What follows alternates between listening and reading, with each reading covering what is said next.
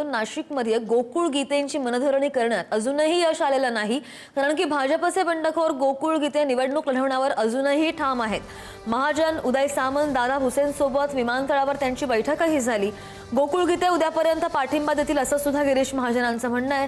गीतेंनी प्रतिक्रिया न देताच माध्यमांना चकवा देत धूम ठोकलेली आहे।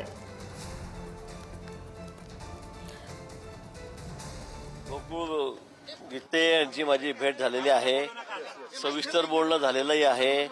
आता उद्या हा निर्णय होईल, त्याची कुठली अट शर्त नाहीये। ते म्हणतात फक्त मी निवडून येतो आहे, मला लोकांचा पाठिंबा आहे, पण मी सांगितलं महायुती आहे, आपल्याला असं करता येणार नाही। आणि त्यामुळे मी त्यांना आता सांगितलेलं आहे